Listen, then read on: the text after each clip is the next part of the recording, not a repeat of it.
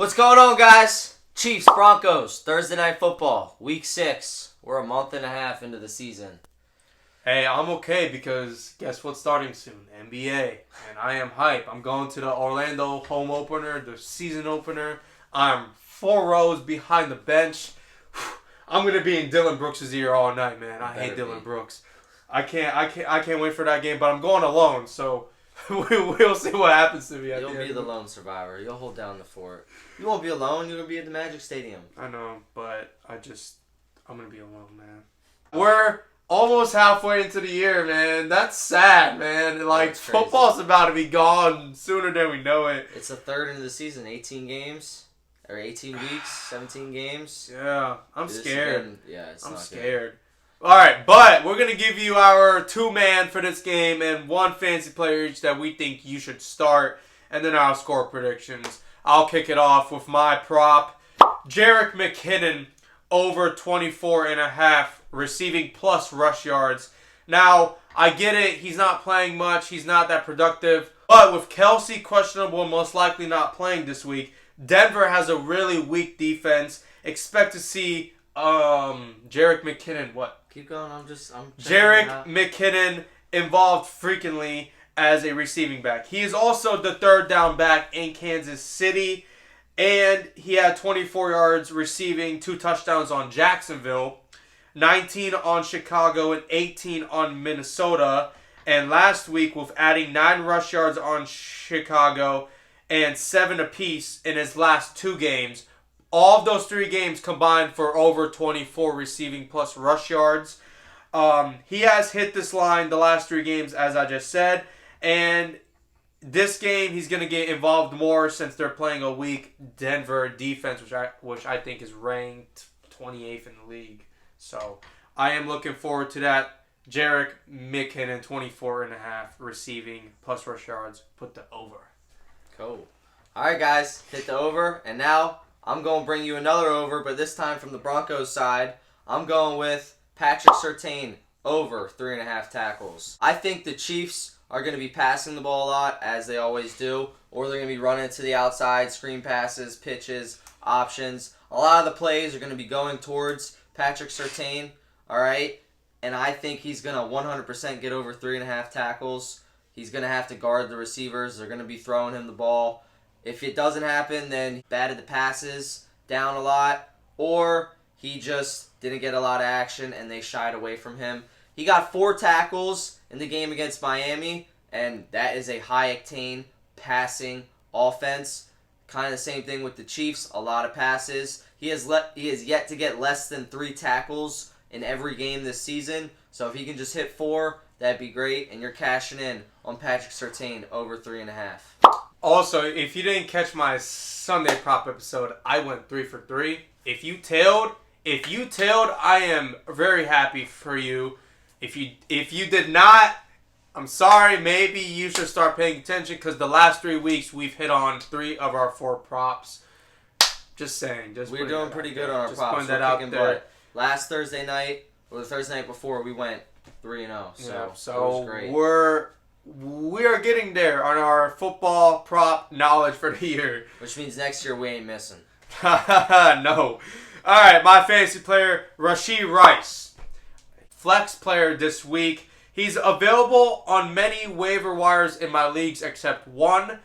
And last week he's coming off 33-yard touchdown game and 13.3 fantasy points. That's more than most flexes produced the past 2 weeks.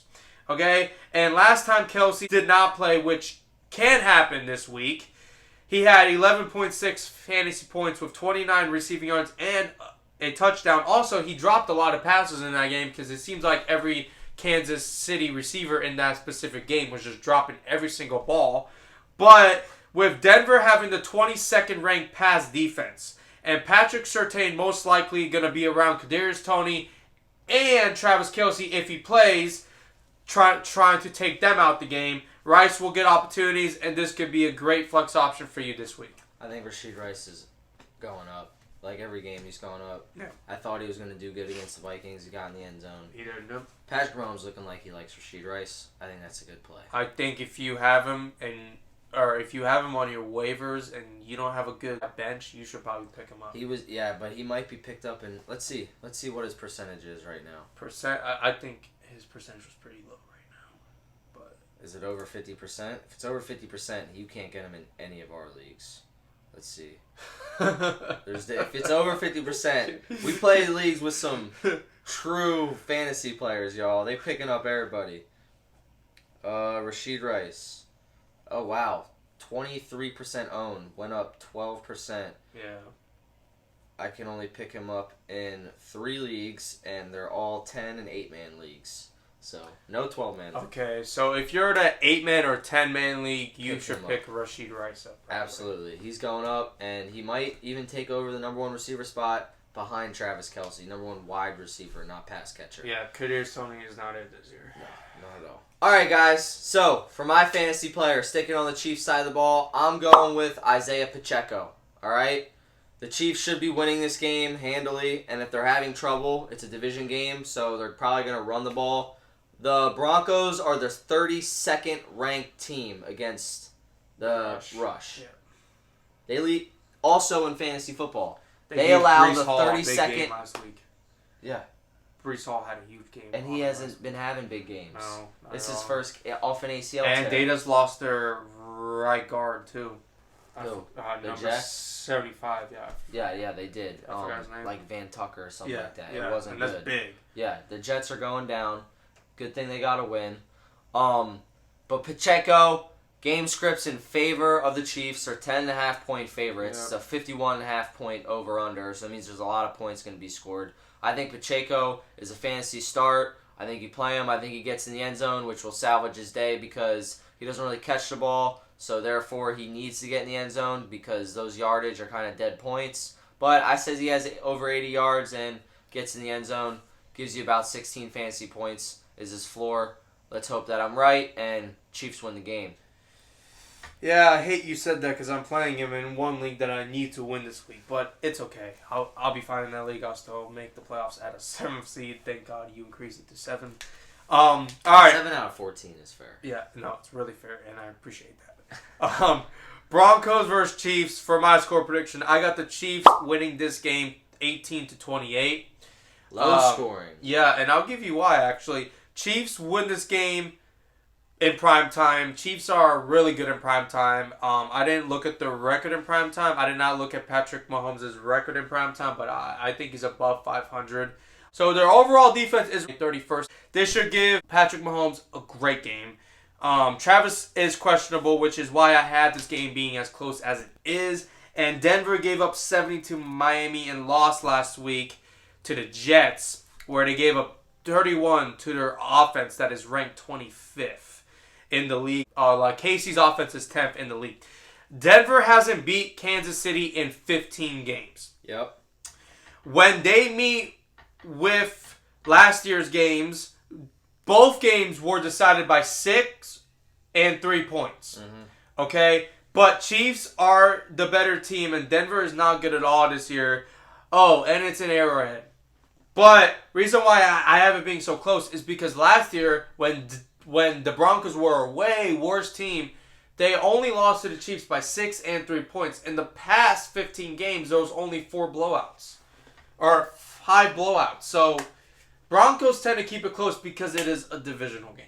I like that, but what I like more is that you admitted that the Broncos are improved from last year. They're not good, but they're improved. They're not nearly as good as I thought, but they are better. Somewhat than better. last year. Yeah, of course they are. I mean, if they're but not. the record's worse. You know, they started off actually pretty good last year. They have Sean Payton now. That's why they're better. Crazy. And they lost Nathaniel Hackett, who Sean Payton said is the worst coach. He dropped 31 points on him. And that brings me to my next point. I got the Chiefs winning 31-20. All right? I think they're going to handle them this game, and then the Broncos come back, score some garbage time. The Broncos, I seem like they always at some point, they give up so much points in the game. They were down 28-0 or 28-7 to the Bears. How do you let the Bears score 28 unanswered points? Then they let the Dolphins score 70, all right? So, but like Seb said, the cheat with the scoring. The Chiefs have scored under 21, all right, just once, all right, out of their 5 games. In 3 straight games, they've scored over 21. And they've held their opponents to under 21 in 3 out of 5 games, okay? The least amount of points the Broncos have given up this season is 28. Yeah. And that's to the Bears. Yeah. So the Chiefs are about to carve these boys up. Yeah, no, I don't... The Jets just put up 31 on them. Yeah. Yes, the division game, I absolutely agree with you on that, but the Broncos are 32nd in completion percentage, which means they're the worst team against quarterbacks because they allow the most completion percentage, and they allow the highest passer rating. So they're like the worst defense in the league, hands down, and they're playing the best quarterback in the league. So it can be a close game, and I got them bringing it back a little bit, but I got the Chiefs winning 31-20. It was hard for me not to say 45-14, but 31-20. Over-under is 50.5, so I got it hitting the over at 51, and then beating the spread at 10.5 because the Chiefs are getting 10.5 points, so... Or the Chiefs are giving 10.5 points because they're 10.5-point favorites. Yeah, here's why I think it's going to be so close. Because it's just, I think Sean Payton's already on the hot... No, I'm sorry. Russell Wilson's on the hot seat now. Yeah, he is. And it's like, you got to perform against a division rival. I wouldn't be surprised if they do. And we've been seeing some crazy stuff happen the past 2 weeks with teams that we just think absolutely suck. And, you know, they're putting up points against teams that they should not be putting up points. So I think Broncos keep this a game, but Chiefs pull away at the end because this is the Chiefs. And the NFL does not want to see the Chiefs lose, as we've seen the past 2 close games they've had with the Birds and the Jets. It seems a little sketchy to me, but you know what? They do play them in 2 weeks. Ooh, the Birds? Broncos. No, the Broncos play the Chiefs. Oh. So this one's at home. Yeah. The Chiefs have been 2 road games. They're going to win this home game. They have a home game next week. So they have 2 road games, 2 home games, and they're going to play the Broncos on the road. So I think that one might be the Broncos, but I'm with you, dude. I think close game all the way. All right, well, that's our Thursday night prediction. Let's see what happens. I hope the Chiefs do not sell us like Washington did. Oh my God, I know, bro. Who saw that? I should have went with the For everybody that picked up the Washington defense, including him, I am very sorry for my suggestion, but I was spot on with it. I think there was no way. Who would have expected that? You mean you were spot on? You told us to start the defense and then score negative points. But with the information I gave behind it, it was spot on to trend in the right direction, and for some reason, it got you -2. I am very sorry. I apologize. We'll see you guys on the next episode. Peace.